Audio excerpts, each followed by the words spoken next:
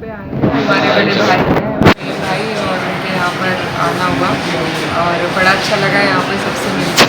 तो बस पारिवारिक दौरा था। जी, पश्चिमी उत्तर प्रदेश यूपी की राजनीति के लिए बड़ा अहम इलाका माना जाता है और आप समाजवादी पार्टी के एमपी हैं और चूंकि रालोद और भाजपा गठबंधन है, तो आगामी विधानसभा चुनाव में पश्चिम यूपी में क्या तस्वीर रहेगी, क्या हालात रहेंगे आपकी पार्टी के?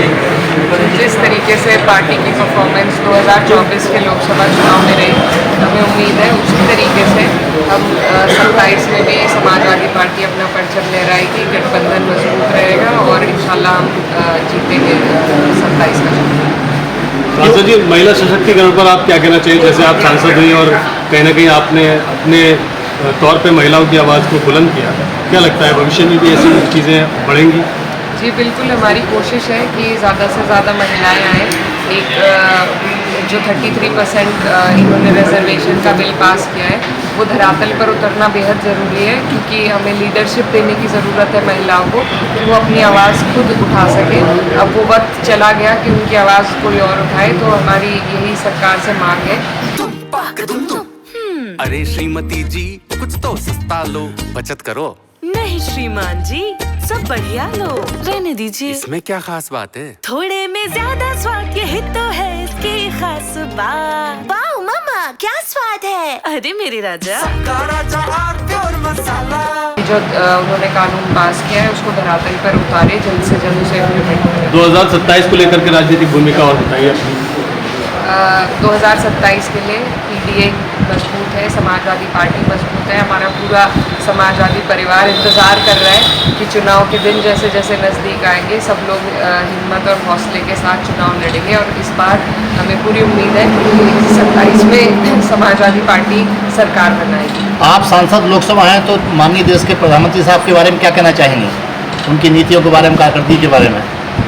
जी, मैं क्या कहना चाहूँगी, वो तो सारी दुनिया देख रही है, जान रही है किस तरीके से हमारी फॉरेन पॉलिसी में भी हम फेल हो रहे हैं, हमारी इकोनॉमी में भी हम फेल हो रहे हैं और गुर्बत और जो बेरोज़गारी है वो किस तरीके से बढ़ रही है, युवा आज बेरोज़गार घूम रहा है।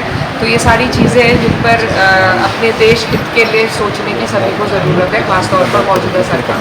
सांसद जी, एक सवाल और लूँगा आपसे। आजकल जैसे नफरत की सियासत पे बहुत ज़्यादा जोर है और आपको भी उस तरह से चीज़ों पीछे देखने को मिली, काफ़ी टारगेट किया गया था, तो नफरत की सियासत की इस बानगी पर आपका अपना क्या पक्ष है? देखिए, ये दस्तूर ऊपर से चलता है और सरकार के ज़रिए से, उनके सहारे से ये दस्तूर चलाया जा रहा है और ये बहुत अफसोसजनक है हमारे लिए। दिल दुखता है कि वो जो हमारा हिंदुस्तान हुआ करता था आज से 10-15 साल पहले, आज हालात इतने बदल गए हैं कि पड़ोसी से नाराज़ है, नफ़रत की भावनाएं लेके लोग जी रहे हैं। तो ये इसमें कहीं ना कहीं जो सोसाइटी पर जो प्रभाव पड़ता है सरकार की पॉलिसीज़ का, उनकी नीयत का, वो देखने को मिल रहा है और इन्होंने हमें बहुत पीछे धकेल दिया है। बहुत टाइम लगेगा हमें इन हालातों से उभरने में, लेकिन उम्मीद है हमें कि उम्मीद पे दुनिया कायम है और अगला जो हमारा वक्त आएगा वो बेहतर होगा।